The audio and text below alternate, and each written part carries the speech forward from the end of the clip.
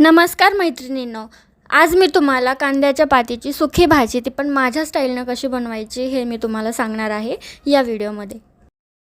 सगळ्यात आधी हरभऱ्याची डाळ अशी शिजायला ठेवून द्यायची जेणेकरून भाजीची तयारी करेपर्यंत ही डाळ शिजून निघेल। त्यानंतर कांद्याच्या पातीचे असे बारीक बारीक काप करून त्याला चांगल्या प्रकारे स्वच्छ धुवून घ्यायचे आहे। त्यानंतर 2 चमचे तेल कढईमध्ये गरम करून घ्यायचं आहे। कडक तेलामध्येच फोडणी चांगली बसते। तेल गरम झाल्यानंतर कढीपत्ता टाकायचा आहे आणि ठेचलेला लसूण टाकायचा आहे। त्याला व्यवस्थित हलवून घ्यायचं। आता फोडणी बसली आहे की लगेच कांदा टाकून घ्यायचा आहे, तो पण चांगल्या प्रकारे परतून घ्यायचा आणि चवीनुसार मीठ टाकायचं जेणेकरून तो कांदा चांगल्या प्रकारे भाजला जातो मीठ टाकल्यानंतर।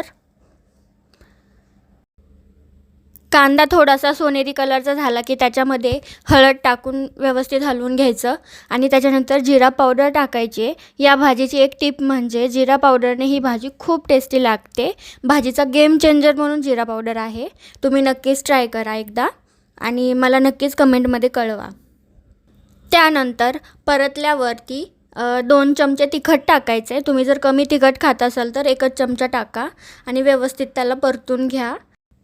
आणि हे परतून झालं की लगेचच आपल्याला स्वच्छ धुवून घेतलेली कांद्याची पात त्यात टाकून घ्यायची आहे, कारण तो मिरची लवकर जळत असते त्याच्यामुळे लगेच टाकून घ्यायची आहे जेणेकरून मिरची जळणार नाही आहे, म्हणजे मसाले पण आपले जळणार नाही आहेत।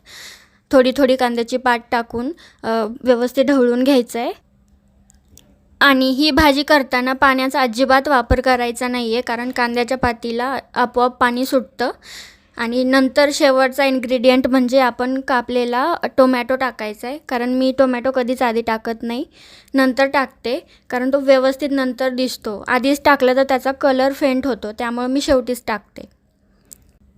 शेवटी 2 चमचे शेंगदाण्याचा कूट आणि आपण शिजवलेला हरभरा टाकून घ्यायचा आहे। तर अशा पद्धतीने आपली चवदार कांदा पात भाजी तयार झाली आहे। मस्त भाकरीसोबत खा आणि मला नक्की कमेंटमध्ये सांगा। Thank you.